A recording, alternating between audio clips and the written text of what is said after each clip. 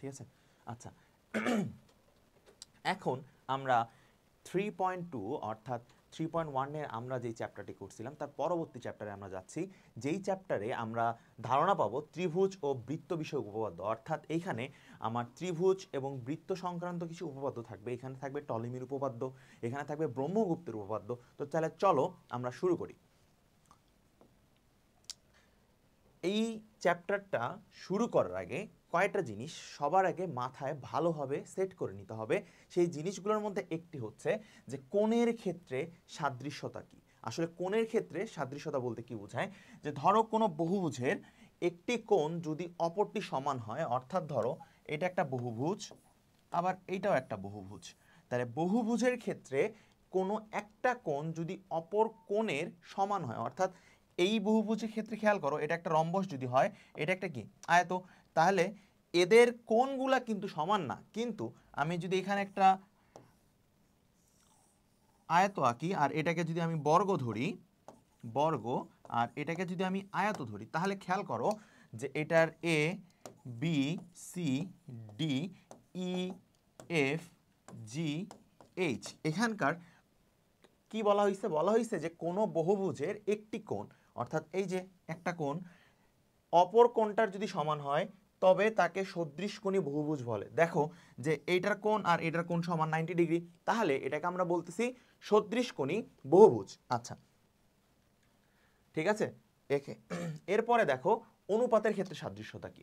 অনুপাতের ক্ষেত্রে সাদৃশ্যতা হচ্ছে যে তোমার অনুরূপ কোণগুলো সমান হয়। অনুরূপ কোণ বলতে বোঝাচ্ছে যে ধরো তোমার কোনো একটা ত্রিভুজ, ঠিক আছে, এবং এই যে এরকম আছে, ঠিক আছে। তো অনুরূপ বলতে বোঝাচ্ছে যে এই যে এই কোণগুলো হচ্ছে তার অনুরূপ কোণ, আমরা যে একটু আগে দেখলাম সাদৃশ্যতার ক্ষেত্রে একই রকম। বা তুমি বলতে পারো যে অনুরূপ কোণগুলো যদি সমান হয় তাহলে অনুরূপ বাহুর যে দুইটা অনুপাত থাকবে এই দুইটা অনুপাতও কি হবে, সমান হবে। আচ্ছা, এই জিনিসগুলো এখানে আছে, একটু দেখে নিবা। এই যে চিত্রটা খেয়াল করো, এই চিত্রটা খেয়াল করো, এখানে বাহুর অনুপাতের ক্ষেত্রে সাদৃশ্যতাগুলো কি কি আছে আমি একটু আগে বলছি, যে অনুরূপ কোণগুলো কি হয়, সমান হয়, এবং অনুরূপ দুইটা বাহুর অনুপাত সমান হয়। আচ্ছা, তাহলে খেয়াল করো এই যে এটা একটা আয়ত, এটা একটা বর্গ, আবার এটা একটা রম্বস। এটার ক্ষেত্রে দেখো এটার লেন্থটা হচ্ছে 2x, এটা কত x, এটাও x, এটাও x। আচ্ছা, তাহলে এইটা থেকে আমি কি বলতে চাচ্ছি সেটা একটু খেয়াল করো। এইখানে চিত্রে খেয়াল করো যে আয়ত এ বি সি ডি এবং বর্গের ক্ষেত্রে এরা সদৃশ নয়, সদৃশ না। কেন? এদের বাহুগুলার অনুপাত কিন্তু সমান না, কিন্তু এরা সদৃশকোণী। কেন সদৃশকোণী? আমি একটু আগেই বলছি যে এদের এই যে কোণগুলা আছে এই কোণগুলার মান হচ্ছে সমান।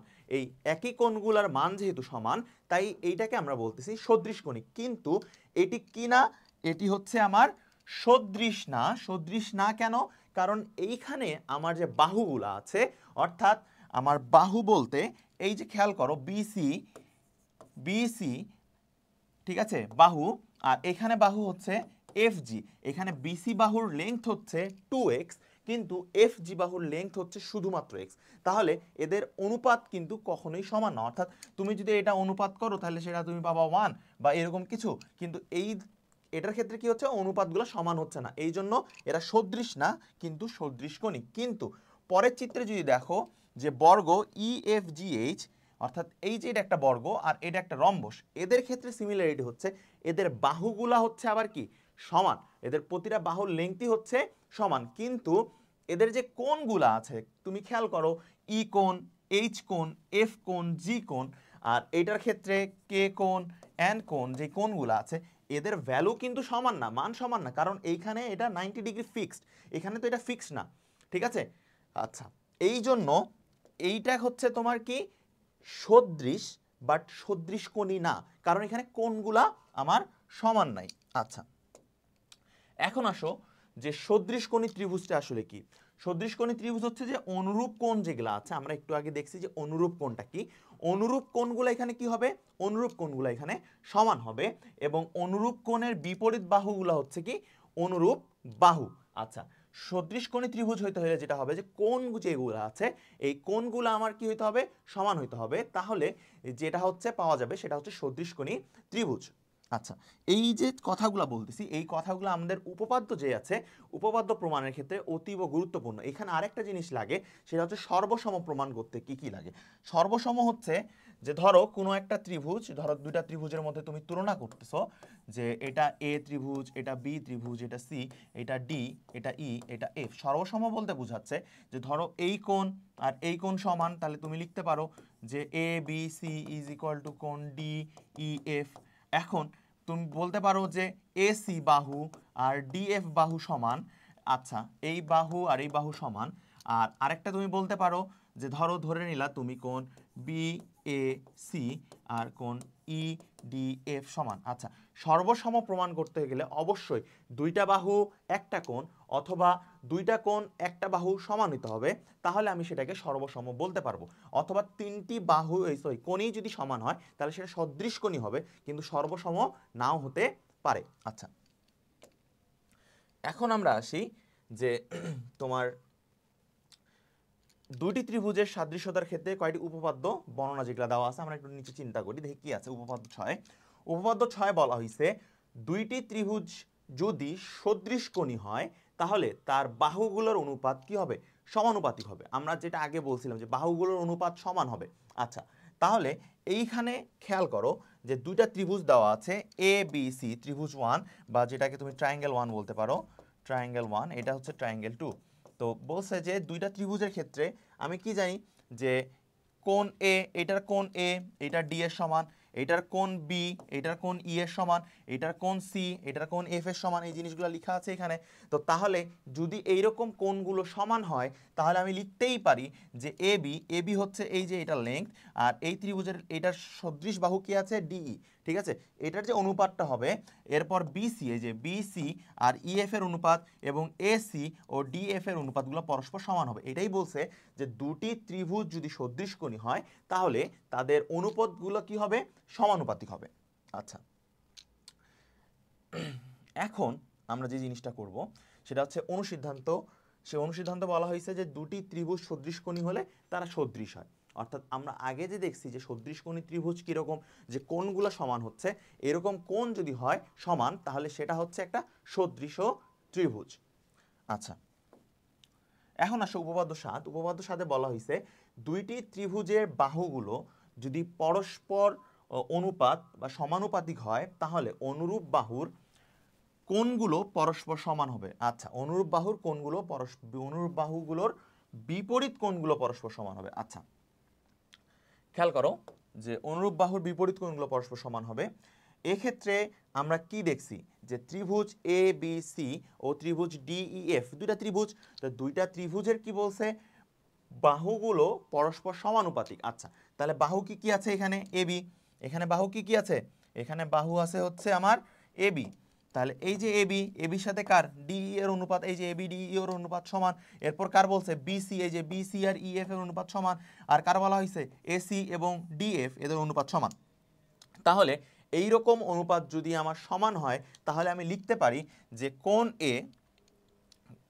এ আর কোণ ডি সমান, কোণ বি কোণ ই সমান, কোণ সি কোণ এফ সমান। আর প্রকৃতপক্ষে এই উপপাদ্যটা হচ্ছে আমরা উপপাদ্য 6 যেটা করছি সেটারই ঠিক রিভার্স। ওইখানে ছিল যে কোণগুলো সমান হইলে অনুপাতগুলো সমান হবে, আর এখানে অনুপাত দেওয়া আছে দিয়ে বলছে যে কোণগুলো কি হবে?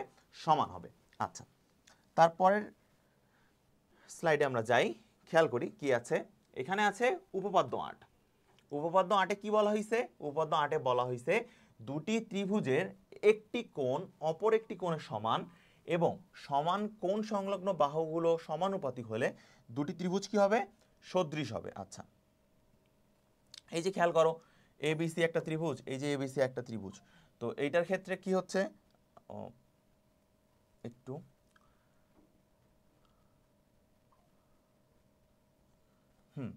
এ বি সি একটা ত্রিভুজ, ডিইএফ একটা ত্রিভুজ, এইটার হচ্ছে কোণ এ আর কোণ ডি সমান। অর্থাৎ কোণ এ বলতে বোঝাচ্ছে এই যে কোণ, এই কোণ এ আর কোণ ডি পরস্পর সমান। আচ্ছা, তারপরে কি বলা হয়েছে? তারপরে বলা হয়েছে যে সমান বাহু সংলগ্ন যে কোণ সংলগ্ন যে বাহুদ্বয় আছে A B, A C, DE ও এ ডিএফ, অর্থাৎ এরা পরস্পর সমানুপাতিক। তাহলে আমি লিখতে পারি যে A B by DE is equal to AC by DF. আচ্ছা, এই জিনিসটা এখানে লেখা আছে দেখো, AB by DE is equal to AC by DF. তাহলে বলা যায় যে এটা একটি কি ত্রিভুজ, এবিসি আর ডিইএফ একটি সদৃশ ত্রিভুজ। ঠিক আছে। আচ্ছা, এরপরে আমরা যাই। এরপরে বলছে যে দুটি সদৃশ ত্রিভুজ ক্ষেত্রে ক্ষেত্রফলের অনুপাত, অর্থাৎ দুটা সদৃশ ত্রিভুজ ক্ষেত্রে ক্ষেত্রফলের অনুপাত তাদের যে কোনো দুই অনুরূপ বাহুর উপর অঙ্কিত বর্গক্ষেত্রের ক্ষেত্রফলের অনুপাতের সমান। আচ্ছা, এখানে খেয়াল করো যে দুইটা ত্রিভুজ দেওয়া আছে। দুইটা ত্রিভুজ কি কি, এ বি সি এবং ডিইএফ, দুইটা ত্রিভুজ দেওয়া আছে। তো দুইটা ত্রিভুজের ক্ষেত্রে বিসি ও ইএফ, এই যে দেখো বিসি এবং ইএফ এরা পরস্পর অনুরূপ। তাহলে অনুরূপ যদি হয় তাহলে বলছে যে দুটি সদৃশ ত্রিভুজ, তাহলে সদৃশ ত্রিভুজ হলে কি এই কোণ আর এই কোণ সমান, আমার এই কোণ আর এই কোণ আলটিমেটলি সমান। আচ্ছা, কারণ কি আমরা এই যে আগের প্রমাণটা পড়ছি যে সদৃশ গণিত, এই দুটি সদৃশ ত্রিভুজের ক্ষেত্রে কি করছিলাম, এ কোণ ডি কোণ সমান ধরছিলাম। তাহলে আমি ধরতেই পারি এ কোণ আর ডি কোণ যদি সমান হয় তাহলে আমি এইটার অনুপাত ধরছি এ বি, আর ডি এর অনুপাত ধরছি এসি, আর ডি এফ এর অনুপাত ধরছি। তাহলে আমি এইখানে এটার ক্ষেত্রে আমি কোন কোণটা ধরছি, এই বি কোণটাকে ধরছি। তাহলে বি কোণটাকে যদি ধরি তাহলে আমার কোনটা হবে, যে আমার বি কোণটাকে যদি আমি ধরি, খেয়াল করো এখানে আমি এই যে এই কোণটাকে ধরছি, এই কোণটাকে যদি ধরছি তাহলে আমার কোনটা কোনটা হচ্ছে এই যে এইটা আর এই যে এটা।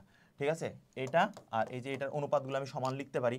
ঠিক আছে, তাহলে এটার অনুপাত কি কি, এটার অনুপাত হতে পারে তোমার, তুমি যদি এখন পার্টিকুলারলি এই কোণটা ধরো তাহলে একরকম আসবে। ঠিক আছে, তুমি যদি বি কোণটা ধরো তাহলে একরকম হবে। তাহলে বিসি ও ইএফ হচ্ছে কি অনুরূপ, আমি বলে দিলাম অনুরূপ। তাহলে এ বি সি আর ডিইএফটা কি একটি সদৃশ ত্রিভুজ। যদি এরকম হয় তাহলে এই বিসি আর ইএফ এর ক্ষেত্রফল অর্থাৎ এদের বর্গ, ঠিক আছে, কার সমান হচ্ছে, এই যে ত্রিভুজ এ বি সি ও ডিইএফ এর অনুপাতের সমান হবে। ঠিক আছে। আচ্ছা, যেটাকে তুমি আবার লিখতে পারো যে A B square by DE square, এই যে A B square by DE square, একটু আগে যে বললাম যে সেম ভাবে লেখা যায়, বাট একটু ঘুরে লিখতে হবে আর কি। ঠিক আছে, আবার তুমি সেম জিনিসটাকে আবার লিখতে পারো যে AC square is equal to AC square divide by DF square. আচ্ছা, ওকে। এরপরে স্লাইডে আমরা যাই যে পরিকেন্দ্র জিনিসটা আসলে কি।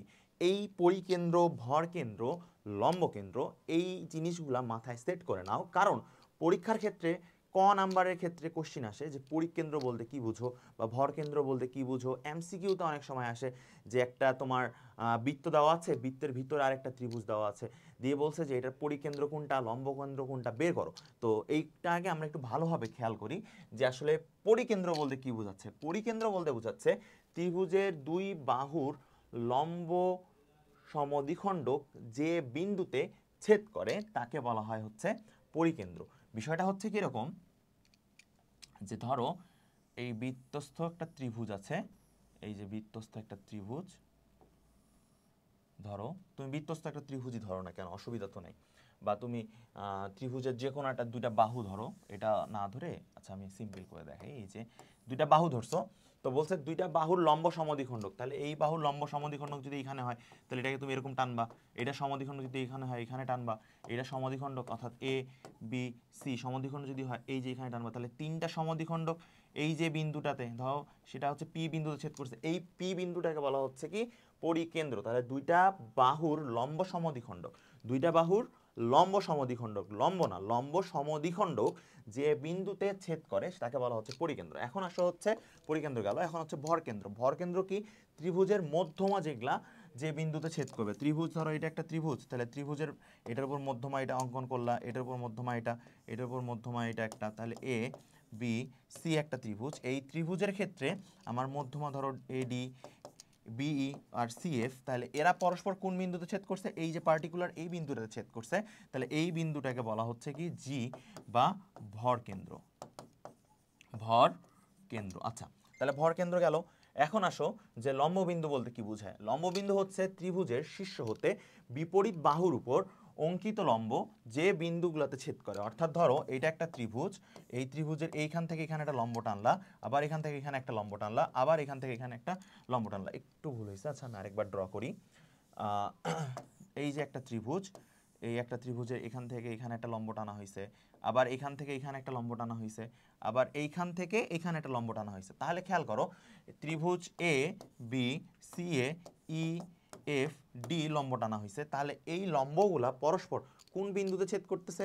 এই লম্বগুলা পরস্পর এইখানে এই বিন্দুটাতে ছেদ করতেছে, যেই বিন্দুটাকে তুমি বলতে পারো যে পি, যে পি হচ্ছে কি তোমার লম্ববিন্দু। তাহলে লম্ববিন্দু কি বোঝা গেছে? লম্ববিন্দু হচ্ছে ত্রিভুজের শীর্ষ হতে বিপরীত বাহুর উপর অঙ্কিত লম্ব যে বিন্দুটাতে পার্টিকুলার যে বিন্দুতে কি করবে?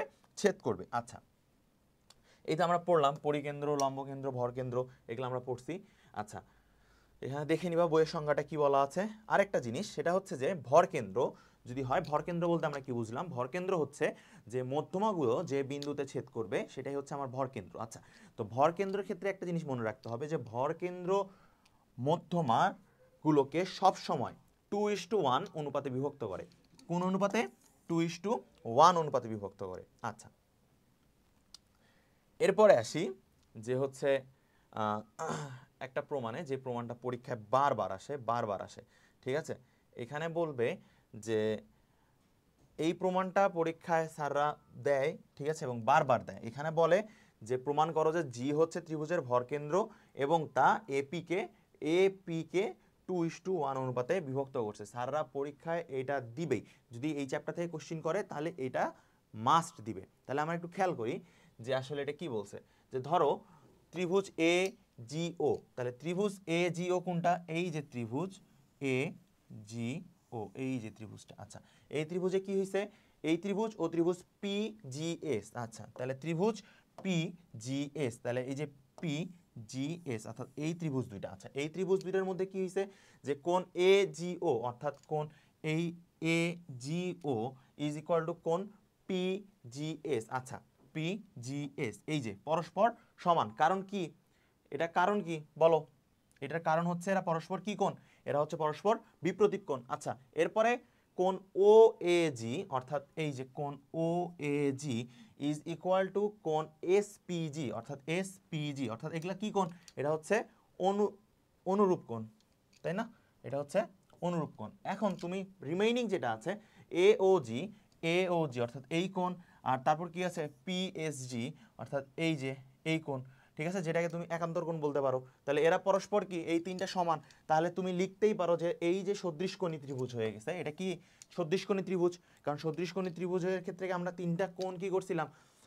তিনটা কোণ, যে এই যে কোণগুলা পরস্পর দুইটা ত্রিভুজের আমরা তুলনা করছিলাম, যে কোণগুলো আমরা সমান বের করছিলাম। তাহলে সমান যদি হয় তাহলে তার বাহু যেগুলো আছে সেগুলোর অনুপাত আমি লিখতে পারি যে কি এজি, এই যে এখানে কি আছে এজি আর জিপি, এজি অনুপাত জিপি। আর আরেকটা হচ্ছে কার ক্ষেত্রে? এটা হচ্ছে ত্রিভুজ এ জি ও এর ক্ষেত্রে যদি আমি এজি নেই, তাহলে ত্রিভুজ এসপিজি এর ক্ষেত্রে আমি পিজি নিলাম, এই যে পিজি বা জিপি। আবার এটা কার সমান? ও এ হচ্ছে কি এই এ ও জি অর্থাৎ এ ও জি ত্রিভুজের ক্ষেত্রে আমি যদি ও এ নেই, তাহলে আমার এসপিজি এর ক্ষেত্রে নিতে হবে, অর্থাৎ এসপিজি এর ক্ষেত্রে নিতে হবে কি এসপি কোনটা? এই যে এসপি আর ও এ, ঠিক আছে, এসপি আর ও এ। একটা জিনিস খেয়াল করো, এখানে ও এ যেটা আছে, এই ও এ হচ্ছে ও এ 2sp, অর্থাৎ এটা মনে রাখতে হবে ও এ হচ্ছে কি 2sp। এখন ও এ কে আমি 2sp দিয়ে সাবস্টিটিউট করি, তাহলে sp আর sp টার্ম বাদ হয়ে যাবে, তাহলে থাকবে হচ্ছে 2/1। তাহলে এটাই তুমি লিখতেছো ag অনুপাত জিপি হচ্ছে কত? 2:1। অর্থাৎ এইখানে জি হচ্ছে ভরকেন্দ্র, এই জিটাকে বলা হচ্ছে কি কেন্দ্র? ভরকেন্দ্র, যা এপি কে 2:1 অনুপাতে বিভক্ত করে, ঠিক আছে। এবং আরেকটা জিনিস স্যার বলতে পারে যে এস জিও একই সরলরেখায় অবস্থিত। এই সেম কথা যদি বলে যে প্রমাণ করো যে এস জিও একই সরলরেখায় অবস্থিত বা ঠিক আছে, তাহলে কি করবা? এই পর্যন্ত প্রমাণ করবা, করার পর লিখবা যে এস জিও একই সরলরেখায় অবস্থিত, জি হচ্ছে ভরকেন্দ্র, ঠিক আছে, যার কারণে এই এস জিও কি একই সরলরেখায় অবস্থিত। ওকে, আচ্ছা, এরপরে আসি, এখানে হচ্ছে তোমার প্রমাণগুলো দেওয়া আছে। এখন আসো উপপাদ্য 11, যেটা হচ্ছে ব্রহ্মগুপ্তের উপপাদ্য, ঠিক আছে। কার উপপাদ্য? ব্রহ্মগুপ্তের উপপাদ্য। এই ব্রহ্মগুপ্তের উপপাদ্যে কি বলা হয়েছে? এই ব্রহ্মগুপ্তের উপপাদ্যে বলা হয়েছে বৃত্তে অন্তর্লিখিত কোন চতুর্ভুজের কি বলছে? যে কর্ণ দুটি পরস্পর লম্ব হয়, তবে তাদের ছেদবিন্দু হতে যে কোনো বাহুর উপর অঙ্কিত লম্ব তার বিপরীত বাহুকে কি করে? দ্বিখণ্ডিত করে। আচ্ছা, এই যে ব্রহ্মগুপ্তের উপপাদ্য, এই ব্রহ্মগুপ্তের উপপাদ্য আমরা জন্য আমরা এই প্রমাণটা করব। প্রমাণটার জন্য এই যে চিত্রটা আঁকলাম, ঠিক আছে? এই চিত্রটাতে কি কি আছে? ধরো ভিতরে আমার কোশ্চিনে কি ছিল, উপপাদ্য তার কি ছিল? উপপাদ্য ছিল বৃত্তে অন্তর্লিখিত কোনো চতুর্ভুজের কর্ণ। বৃত্তে অন্তর্লিখিত কোনো চতুর্ভুজ, তাহলে এই যে বৃত্তে একটা চতুর্ভুজ এইখানে নিছি, সেই চতুর্ভুজটা কি? সেই চতুর্ভুজ হচ্ছে এ বি সি ডি, বৃত্তে অন্তর্লিখিত একটা চতুর্ভুজ। আচ্ছা, তাহলে প্রথম ধাপ ডান। এরপরে কি বলছে? যে চতুর্ভুজের কর্ণ দুইটি যদি পরস্পর লম্ব হয়, কর্ণ দুটি পরস্পর লম্ব হয়, তাহলে এই যে এখানে কি এই যে এখানে কর্ণ যেগুলা আছে, এই চতুর্ভুজের কর্ণ, এই চতুর্ভুজের কর্ণ কি? এই যে বিডি একটা কর্ণ, আর একটা কর্ণ কি? এই যে এসি একটা কর্ণ, আর বিডি একটা কর্ণ, পরস্পর লম্ব। ওকে, আমাদের স্যাটিসফাই করতেছে আমরা যে কথাটা পড়তেছি। আরেকটা জিনিস, তাহলে কি বলছে? তবে তাদের ছেদবিন্দু হতে কোনো বাহুর উপর অঙ্কিত লম্ব বিপরীত বাহুকে সমদ্বিখণ্ডিত করে। আসলে আমরা দেখি যে কিভাবে এটা সমদ্বিখণ্ডিত করতেছে। তাহলে খেয়াল করো যে চাপ সিডি, অর্থাৎ এই যে চাপটা আছে, এই চাপের ক্ষেত্রে আমরা কি লিখতে পারি? কোণ সিবিডি, অর্থাৎ কোণ সিবিডি, অর্থাৎ এই যে কোণটা সিবিডি আর কোণ সিএডি, এই সিএডি পরস্পর সমান, কারণ একই চাপের উপর অবস্থিত। সিবিএম অর্থাৎ সি বি এম, আগে আমরা ধরছিলাম ডি পর্যন্ত, এখন সেটাকে আমি এম পর্যন্ত ধরছি। আচ্ছা, তাহলে আমি সেম জিনিসই লিখতে পারি, পারি না? কি লিখতে পারি? সি এম ই, তাহলে সি এম ই। আচ্ছা, সি এ ডি যেটা ছিল, এই যে সি এ ডি যেটা ছিল, এটাকে আমি লিখতে পারি C M C M E, অর্থাৎ এই যে এই কোণটা, ঠিক আছে? C M E. এখন দেখো কোণ M A F, M A F কোনটা?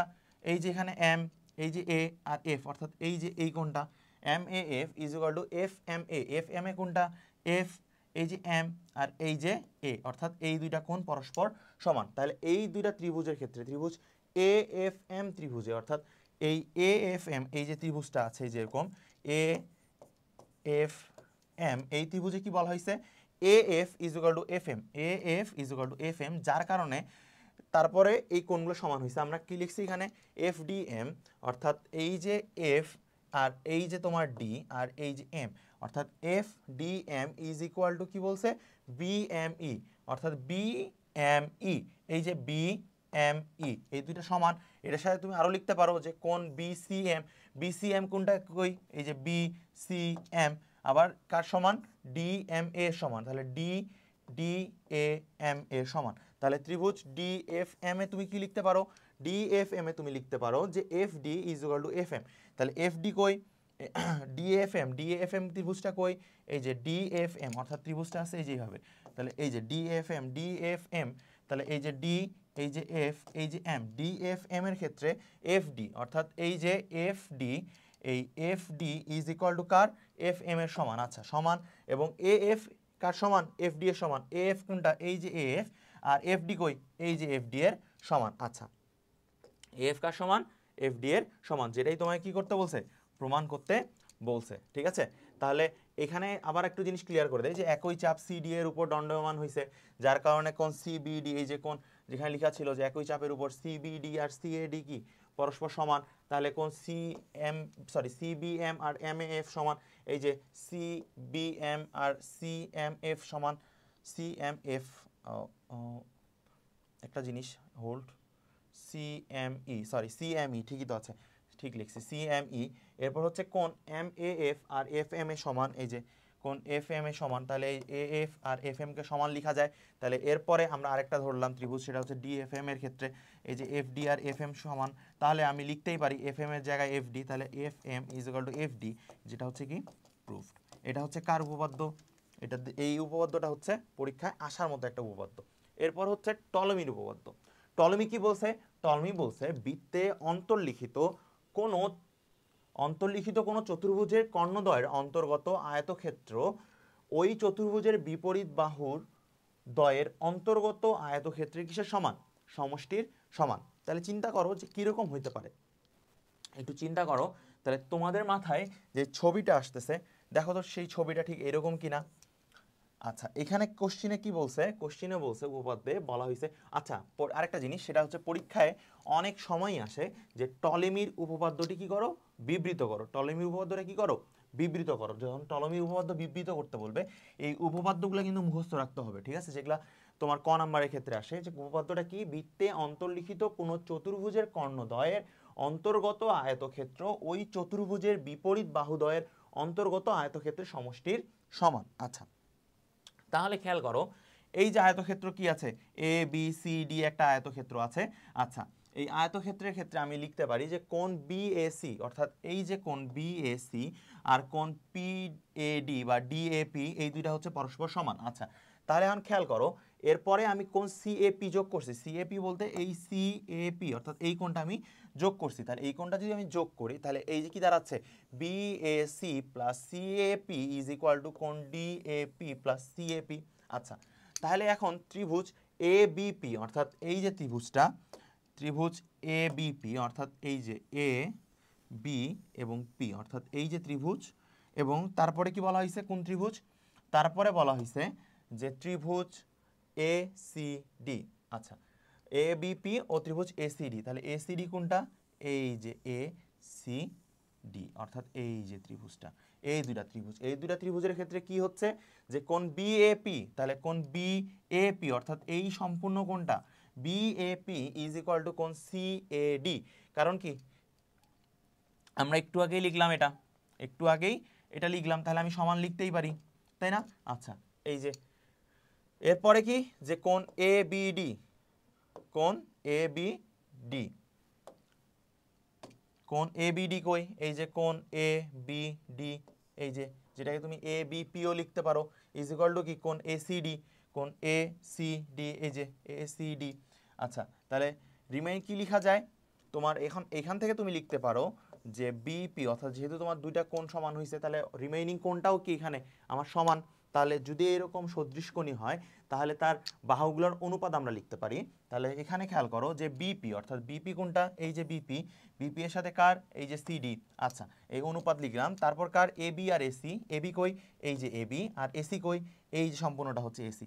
এখন তুমি চাইলে এটাকে লিখতে পারো যে AC into BP is equal to A B into CD, এই যে এটা তুমি এখান থেকে লিখতে পারো। আচ্ছা, এটা গেল একটা স্টেপ। এখন আমরা পরবর্তী আরেকটা স্টেপে আসি।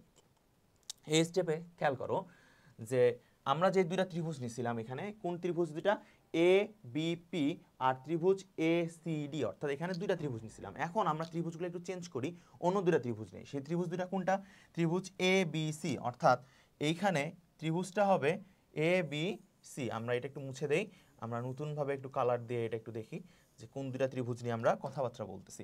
এখানে বলছে এ বি সি, দেখো খেয়াল করো এ বি সি অর্থাৎ এই যে ত্রিভুজটা, আর বলা হয়েছে এ পি ডি। আচ্ছা, তাহলে কোন ত্রিভুজটা বলা হয়েছে এখানে, এ পি ডি, এই যে এই ত্রিভুজটা।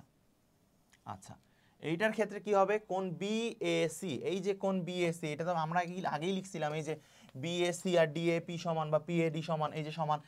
তারপর বলা হয়েছে কি যে কোণ এডিপি, কোণ এডিপি কোনটা, এই যে কোণ এডিপি আর কোণ এসিবি, এসিবি, এই যে অনুরূপ কোণ পরস্পর সমান। আচ্ছা, তারপর কোণ বাকি থাকতেছে কি, কোণ এ বি সি, আর একটা বাকি থাকতেছে কি, কোণ এপিডি। আচ্ছা, কারণ এটা কি, এটা হচ্ছে বৃত্তস্থ কোণ, এটা 90 ডিগ্রি, বৃত্তস্থ কোণ কত ডিগ্রি, 90 ডিগ্রি, আর এই পিটা হচ্ছে লম্ব, যার কারণে এটাও 90 ডিগ্রি। তাহলে এইটা একটা সদৃশকোণী ত্রিভুজ, আর সদৃশকোণী ত্রিভুজ যদি হয় তাহলে তার বাহুগুলোর অনুপাত আমরা কি লিখতে পারি, সমান লিখতে পারি। যার কারণে আমি লিখতে পারি কি, এডি ডিভাইডেড বাই এসি, অর্থাৎ এডি কই, এডি হচ্ছে এই যে এডি ডিভাইডেড বাই কি হচ্ছে বিসি, আর কি লিখতে পারি, PD by AD by AC, AD by AC, এই যে এডি বাই এসি, আর পিডি, পিডি কই, এই যে পিডি, পিডি বাই বিসি। আচ্ছা, লিখার পর আমরা এটাকে জাস্ট সিম্পল করে লিখতে পারি যে AD dot BC is equal to PD dot AC.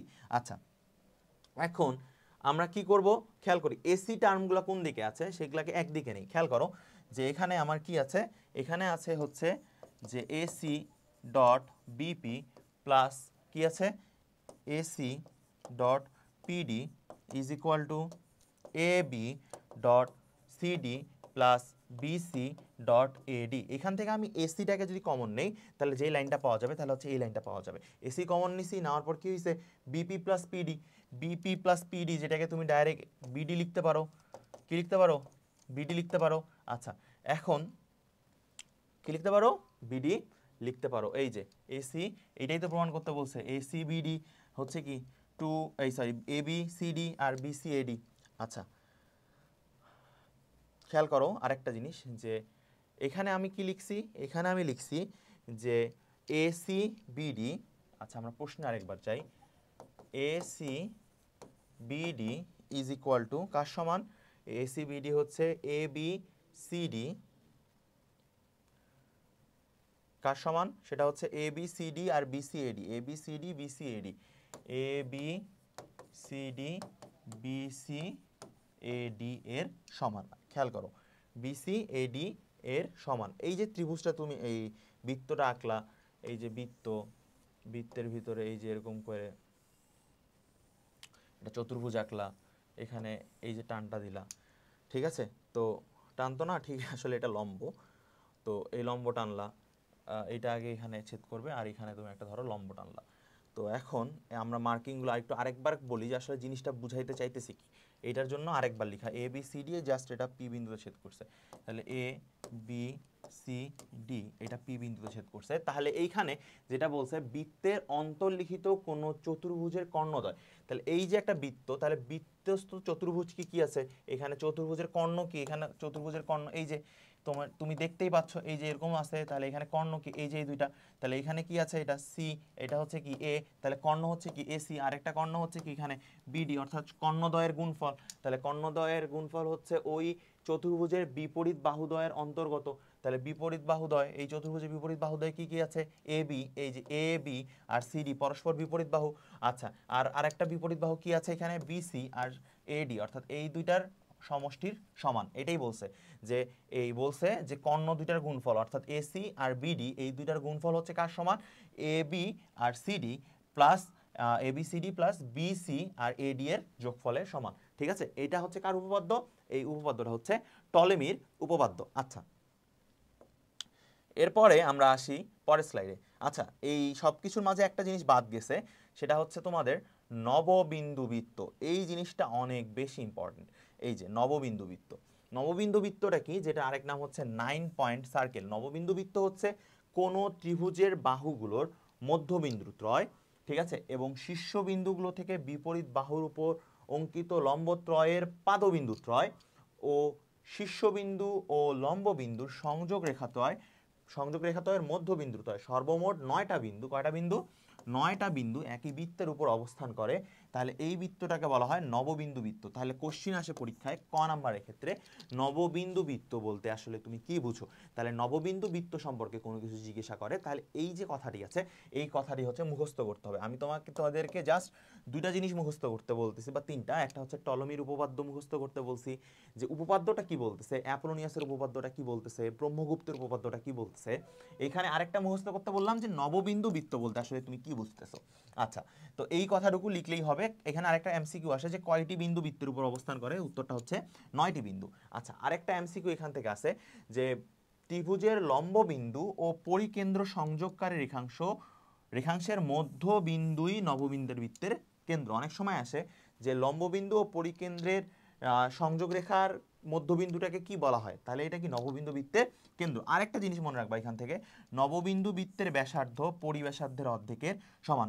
এটা পরীক্ষা অনেক বেশি এমসিকিউতে আসে যে নববিন্দু বৃত্তের ব্যাসার্ধ যদি আর হয় তাহলে পরিবৃত্তের ব্যাসার্ধের অর্ধেকের, এই যে পরিবৃত্তের ব্যাসার্ধের অর্ধেকের সমান। নববিন্দু বৃত্তের ব্যাসার্ধ ত্রিভুজের পরিব্যাসার্ধ, ধরো পরিব্যাসার্ধ এস এর অর্ধেকের সমান। আচ্ছা এখন আসি আমরা পরের স্লাইডে যেখান থেকে আমরা শেষ করছিলাম। এই যে এই জিনিসগুলো আমরা করলাম একটু আগেই। এরপরে আসি আমরা উদাহরণ একে। উদাহরণ একে কি বলা হয়েছে, উদাহরণ একে বলা হয়েছে যে ত্রিভুজ P Q R O P Q R এ বলা হয়েছে যে কোন পি কিউ আরটা 90 degree, P Q Q R P R এই বাহু তিনটার মধ্যবিন্দু যাওয়া আছে ডিইএফ। তাহলে তথ্য অনুযায়ী চিত্র একে ভরকেন্দ্র বের করো। আচ্ছা তাহলে এই যে ধরো এই যে এটা একটা ত্রিভুজ, ধরো এটা হচ্ছে পি, এটা কিউ, এটা আর, তো কিউটা হচ্ছে 90 ডিগ্রি। তাহলে পি কিউ থেকে এটার উপর অঙ্কিত লম্ব যদি আমার ডি হয়, এই আর থেকে এটার উপর কিউ আর এর মধ্যবিন্দু হচ্ছে কি ই, তাহলে এইটার একটা মধ্যবিন্দু আছে, সেই মধ্যবিন্দুটা কত এফ। তাহলে এই যে বিন্দুতে ছেদ করতেছে এই বিন্দুটাকে ধরে নাও জি, যেটা হচ্ছে আলটিমেটলি তোমার এই যে ভরকেন্দ্র। ওকে, আচ্ছা এখন আসো যে তোমার প্রমাণ নাম্বার 2। প্রমাণ নাম্বার 2 এ বলছে যে প্রমাণ করো যে পি আর স্কয়ার, অর্থাৎ এই যে P R square is equal to PE square, এই যে পিই স্কয়ার কিউই স্কয়ার আর 2RE স্কয়ার। তাহলে খেয়াল করো যে ত্রিভুজ পি কিউই অর্থাৎ পি কিউই এর ক্ষেত্রে এই যে প্রথম ত্রিভুজটা অর্থাৎ ত্রিভুজ পি কিউ ই এর ক্ষেত্রে কোণ কিউটা কত হচ্ছে 90 ডিগ্রি। তাহলে কোণ কিউ যদি 90 ডিগ্রি হয় তাহলে আমরা শুরুতে কিছু প্রমাণ করে আসছি যে অতিভুজ স্কয়ার ইজ ইকুয়াল টু লম্ব স্কয়ার প্লাস কি স্কয়ার ভূমি স্কয়ার। আচ্ছা তাহলে এই যে আমরা লিখতে পারি PE square is equal to P Q square plus QE square. তাহলে এখন ত্রিভুজ পি কিউ আর অর্থাৎ এই সম্পূর্ণ ত্রিভুজটা যদি আমি নেই তাহলে আমি লিখতে পারি P R square is equal to P Q. P R square কি, পি আর হচ্ছে আমার অতিভুজ, পি আর স্কয়ার হচ্ছে কি পি কিউ লম্ব স্কয়ার প্লাস কিউ আর ভূমির উপর স্কয়ার। এখানে খেয়াল করো যে কিউ আর কি সমান সমান কি, কিউ আর সমান সমান হচ্ছে কিউ ই প্লাস ই আর। তাহলে কিউ আর এর উপর স্কয়ার, কিউ আর এর উপর স্কয়ার হলে কি লেখা যায় Q E square plus E আর স্কয়ার প্লাস 2 কিউ ই ই আর। আচ্ছা তাহলে এটা লেখা যায়। ওকে, তাহলে এখন একটা জিনিস খেয়াল করো যে P R square is equal to P Q square plus Q E square, আমরা যে লাইনটা লিখলাম, plus R E square plus 2 Q E into R E. এখন কোশ্চিনে বলছে 2RE স্কয়ার। আচ্ছা ভালো কথা, এখানে খেয়াল করো যে পি কিউ, এই যে P Q R Q E, এটাকে তুমি জাস্ট পিই লিখতে পারো না, এই যে এটাকে তুমি পিই লিখতে পারো।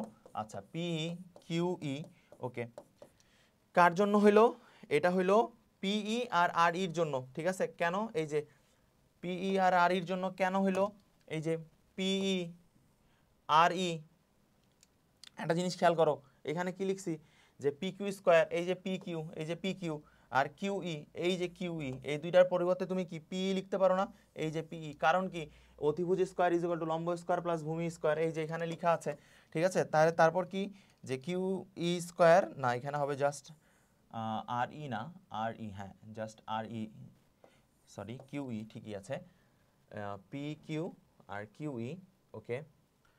তাহলে এখানে আমার হচ্ছে পি ই স্কয়ার, ওকে, আর ই আর ই আর ই, ওকে ওকে। আচ্ছা আরেকটা জিনিস খেয়াল করো, এখানে হচ্ছে তোমার এখানে যেটা থাকতেছে সেটা আর ই, কি বলে হচ্ছে তোমার কোনটা বাকি থাকতেছে কিউই আর আর ই, ঠিক আছে। কিউই আর আর ই পরস্পর সমান, যার কারণে এই আর ইর বদলে আমি কি লিখতে পারি কিউই লিখতে পারি। আর এখানে কি বলছে যে কিউই, আমি বলে দিচ্ছি যে কিউই আর আর ই সমান, তাহলে এই যে এখানে কিউই আছে, কিউই এর বদলে আমি আর ই বসাইলাম, আর এখানে আর ইর বদলে আমি কিউই বসাইলাম, তাহলে এই যে আর ই।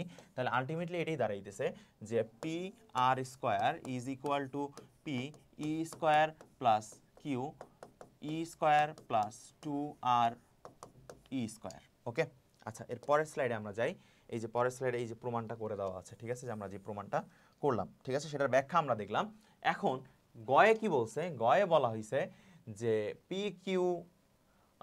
Q R 90 degree, Q F অর্থাৎ কিউ এফ লম্ব কার উপর, পি এর উপর, পি আর এর উপর প্রমাণ করতে বলছে যে কিউ এফ স্কয়ার, এই যে কিউ এফ স্কয়ার অর্থাৎ এই যে এটার উপর স্কয়ার কার সমান পি এফ, পি এফ বলতে এই যে পি এফ, আর কার সমান আর এফ এর গুণফলের সমান। আচ্ছা ভালো কথা, এটা আমাদের কি করতে বলছে, প্রমাণ করতে বলছে। তাহলে খেয়াল করো যে তোমার প্রমাণ শুরু করবা কোথা থেকে, প্রমাণ শুরু করবা কোথা থেকে, খেয়াল করো P Q R, P Q R কোশ্চেনে তোমার প্রোভাইড করে দিছে 90 ডিগ্রি, ওকে। তাহলে এখন খেয়াল করো যে কোন P Q F, P Q F অর্থাৎ এই যে কোনটা, আর কোন F Q R, F Q আর, এই দুইটার যোগফলও কি 90 ডিগ্রি, কারণ এই দুইটা সমষ্টিই তো কোন পি কিউ আর, তাই না। আচ্ছা এখন তুমি লিখতেই পারো যে কিউ আর লম্ব কার উপর, পি আর এর উপর লম্ব, অবশ্যই Q R, sorry Q F যদি পি আর এর উপর লম্ব নাই হইতো তাহলে তো এটা 90 ডিগ্রি হইতো না। আচ্ছা তারপর খেয়াল করো যে তুমি কি লিখতেছো, কোন P F Q, P F Q, এই যে পি, এই যে এফ, এই যে কিউ, কার সমান কিউ এফ আর এর সমান, অর্থাৎ এই যে পরস্পর 90 ডিগ্রি। এখন ত্রিভুজ পি কিউ আর এ অর্থাৎ এই যে পি কিউ আর অর্থাৎ সম্পূর্ণ ত্রিভুজে তুমি কি করতে পারো যে পি এফ কিউ, এই যে পি এফ কিউ, আচ্ছা তারপর P Q F, P Q F plus তারপর কি কিউপিএফ, কিউপিএফ। আচ্ছা এখানে একটা জিনিস হবে, সেটা হচ্ছে যে ত্রিভুজ কিউপিএফ, এটা হচ্ছে ত্রিভুজ কিউপিআর না, এটা কিউপিএফ।